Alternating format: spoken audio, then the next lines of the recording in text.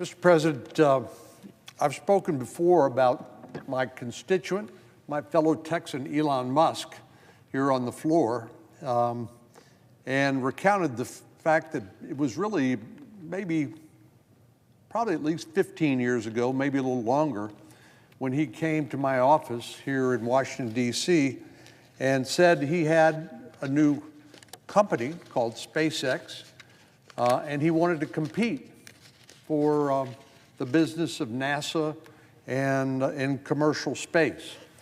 And as it turned out, Mr. Musk had to sue the U.S. government just for the privilege of competing with the United Space Alliance, I believe it is called, the existing entity that had an exclusive contract on space flight with the U.S. government.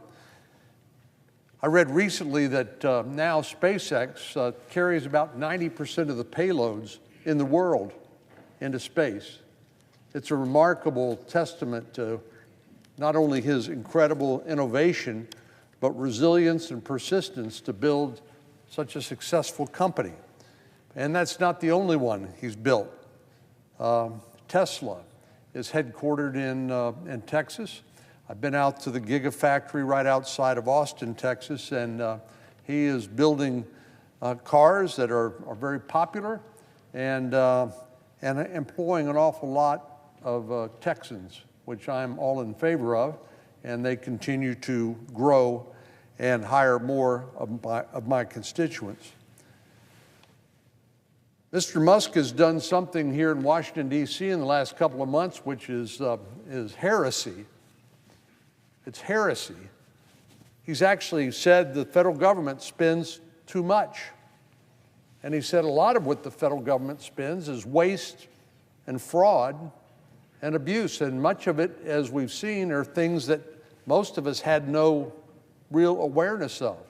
But as he's targeted some of the most egregious examples of waste and abuse of the taxpayer dollar, I think there are many people across the country, certainly where I come from, who have applauded that effort.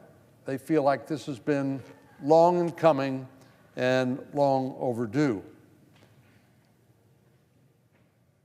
One of the major challenges we face here in Washington, D.C. is that spending money is very popular.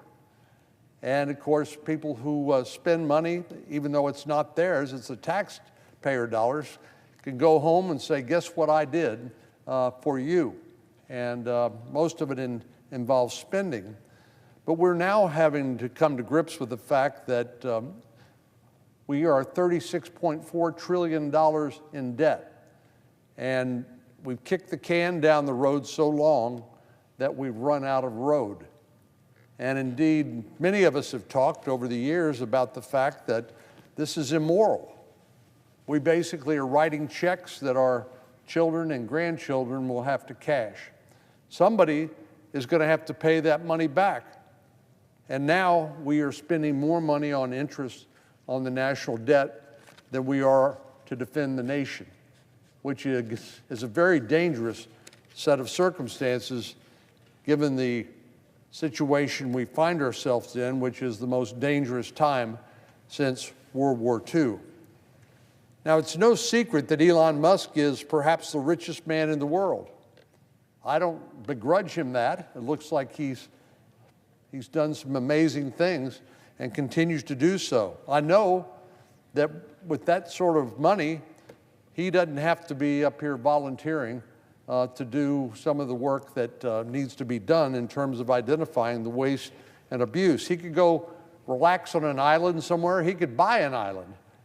He could do whatever he wants, and he wouldn't have to lift a finger to help anybody else, and he could just live a life of luxury and leisure for the rest of his existence.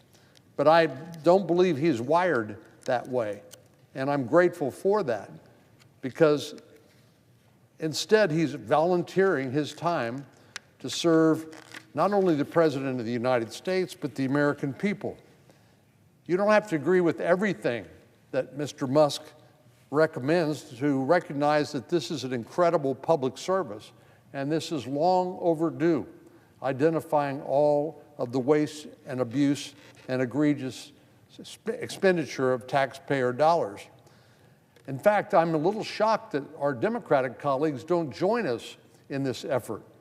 I happen to be a member of what we call the DOGE caucus, the Department of Government Efficiency. We are making recommendations to DOGE to look at different departments of the government and say, can you find savings here? Can you find expenditures that don't make any sense? I'm kind of shocked our Democratic colleagues refuse to join us in that. It seems like in a normal world, they would be concerned about this too. Instead, they just say the status quo is just fine. We don't need to change a thing. $36.4 trillion and counting. And in fact, they seem to be in denial of the fact that President Trump and Republican majorities in both houses were elected on November the 5th. Hopefully that won't continue indefinitely. But what I mention is some of the violence and the acts of vandalism that have occurred around the country that have been focused primarily on Tesla owners. Now, by the way, most of these Teslas aren't owned by Elon Musk anymore. They've been sold to private citizens, and yet they have been the target of a lot of the vandalism and violence that we've seen around the country.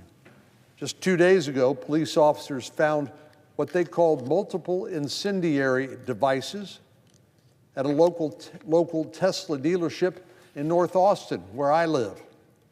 Now, this prompted a full bomb squad to respond, and an investigation is still underway. Thankfully, there were no injuries, but it is ridiculous that the state of our public discourse has reached this point.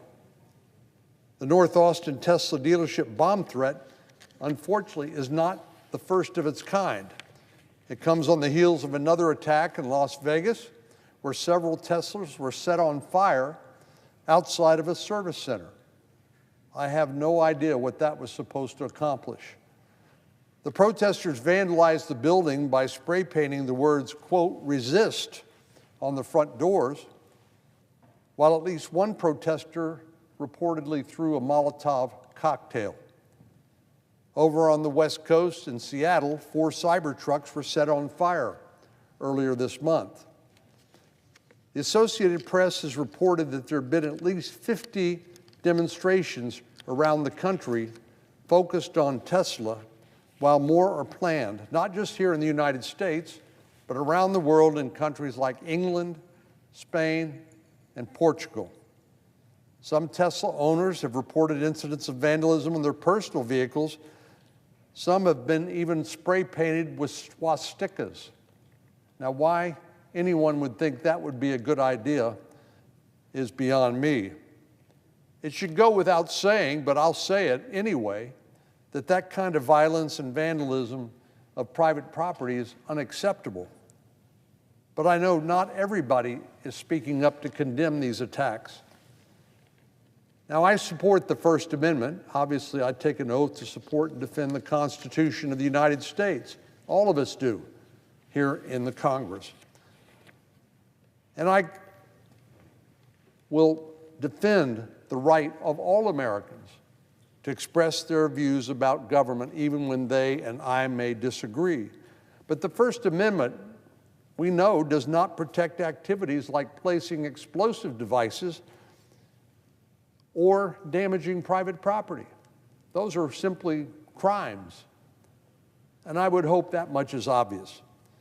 It's certainly understandable and perhaps inevitable that some people will disagree about reducing government spending.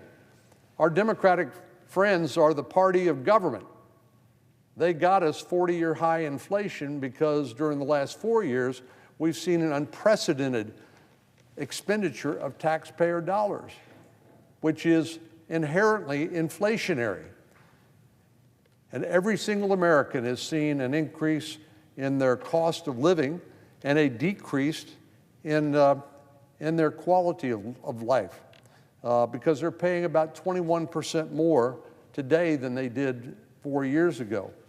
But there are people who think that spending money without any sort of second thought is a good idea. Maybe people who benefit from that government spending, but they also have a right to express their concerns. I'm not suggesting that they don't. But what is far from understandable, and in fact is inexcusable, is what we're seeing in the examples that I mentioned. This expression of political disagreement in the form of vandalism, destroying private property, and especially using potentially fatal means, like the incendiary devices that were found in Austin. We should not hesitate to call this what it is: domestic terrorism. Now, I wish I could say that this kind of behavior is an anomaly and has never happened before and is unlikely to happen again, but unfortunately this has happened before. And it's reminiscent of the violent unrest that plagued our nation with the BLM riots that happened during the summer of 2020. Mr. President, we live in a democratic republic, not a banana republic.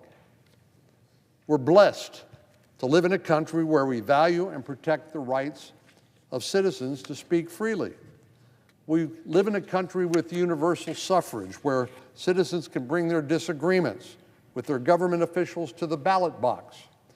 But placing bombs and lighting cars on fire is not an appropriate means of expressing dissenting views in a country like the one we are blessed to live in. We are so much better than that.